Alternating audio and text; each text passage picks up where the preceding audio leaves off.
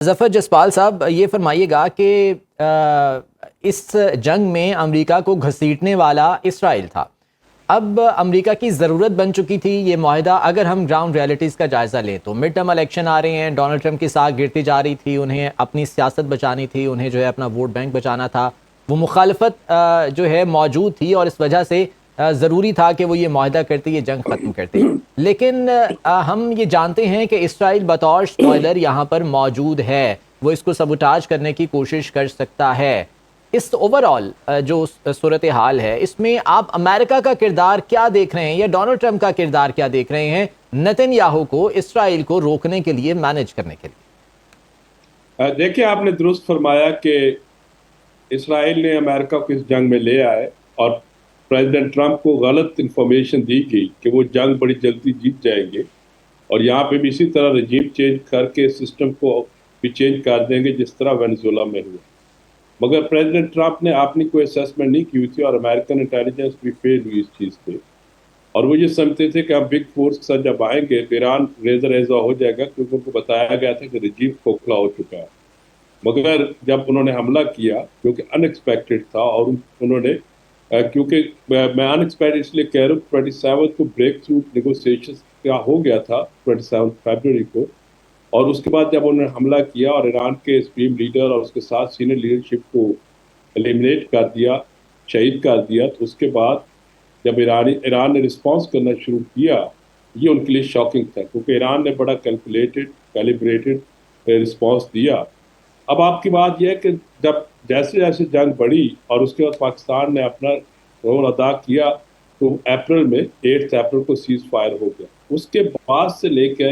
ابھی تک آپ نے درست فرمایا کہ اسرائیل پوری کوشش کر رہا ہے، پرائم منسٹر نتن یاہو کی پوری کوشش ہے کہ یہ ایگریمنٹ نہ ہو، کیونکہ اس کی اپنی پالیٹکس ختم ہو رہی ہے، اس کا اپنا امبیشن ختم ہو رہا ہے، اور اس کے اوپر اب امریکہ بھی کافی حد تک ناراض نظر آتا ہے، خاص طور پہ پریزیڈنٹ ٹرمپ اور اس کے جو کولیگز ہیں۔ جے ڈی وینس نے بڑا کلیئرلی اس پہ اسٹیٹمنٹ بھی دی کہ اس کے ایڈوائزرز کو اس کو سمجھانا چاہیے۔ یہ بات درست ہے کہ امریکہ اگر نیوٹرلائز ہو جاتا ہے اور اس کانفلکٹ میں اس میمورینڈم انڈرسٹینڈنگ اور یہ ٹیکنیکل ٹاکس کے بعد مکمل نکل جاتا ہے، تو اسرائیل بالکل فارغ ہو جائے گا، کیونکہ اسرائیل کے پاس تو پاور نہیں ہے۔ مگر یہاں پہ ہمیں نظر یہ آ رہا ہے کہ جب ٹھیک ہے، ابھی جے ڈی وینس، ایرانی لیڈرشپ، پرائم منسٹر پاکستان، تینوں موجود ہیں وہاں پہ، تینوں ڈیلیگیشن اپنے اپنے ڈیلیگیشن کا لیڈرز وہاں پہ موجود ہیں۔ مگر دیکھنا ہے کہ امریکہ کتنا سیریسلی اسرائیل کو روکتا ہے، کیونکہ اگر امریکہ ریئلی چاہے گا تو اسرائیل ایک فائر بھی نہیں کرے گا لیبنان پہ، کیونکہ اس کا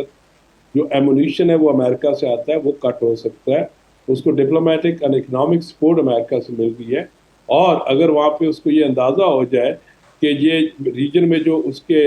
امریکن فورسز ڈپلوائے ہیں اس کو پروٹیکٹ نہیں کریں گی،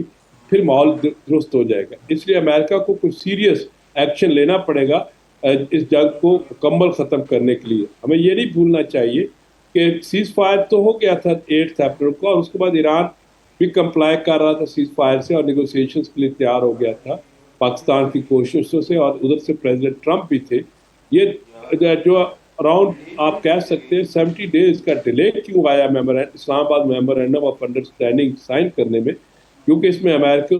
جو تھے وہ اسرائیل کو، لگتا یہ ہے، یہ غلط بھی ہو سکتا ہے، پر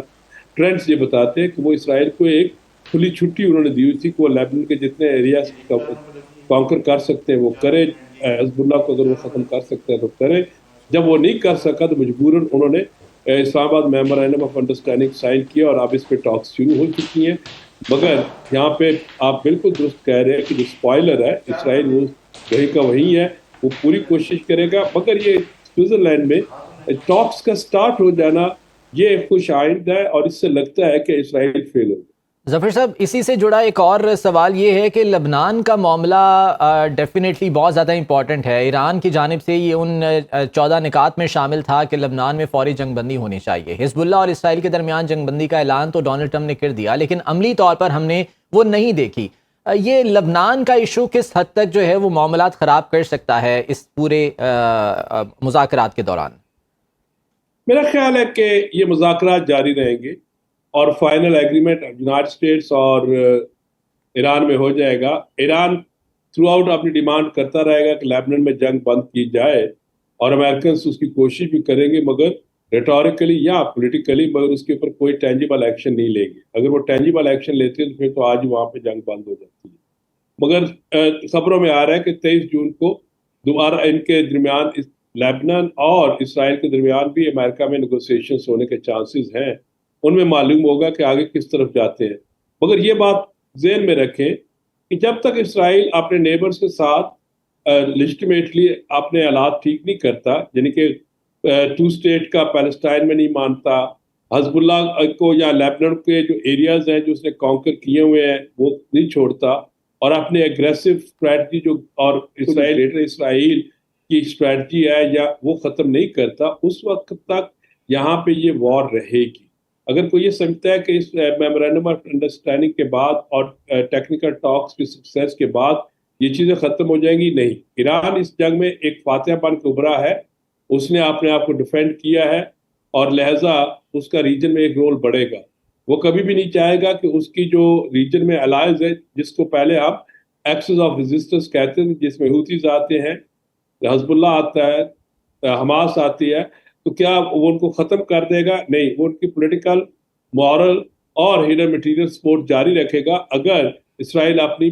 پالیسی چینج نہیں کرتا. تو لہٰذا اور بھی ممالک جو ہیں ان کے ساتھ ان کو پولیٹیکل یا ڈپلومیٹک سپورٹ دیتے رہیں گے. تو لہٰذا اس خطے میں یہ ایک اسرائیل جو ہے وہ خود بھی برن ہوگا اور باقیوں کو بھی کہ بھی ترقی میں اور اسٹیبلٹی میں راستے میں ایک دیوار بن کے کھڑا رہے گا. تو اس لیے امریکہ کے لازم ہو جاتا ہے کہ اگر وہ مڈل ایسٹرن پیس چاہتے ہیں, اسٹیبلٹی چاہتے ہیں اور اس ریجن کی پراسپیرٹی چاہتے ہیں جس کا ان کو بھی فائدہ ہوگا, اس کو اسرائیل کو کنٹرول کرنا ہوگا.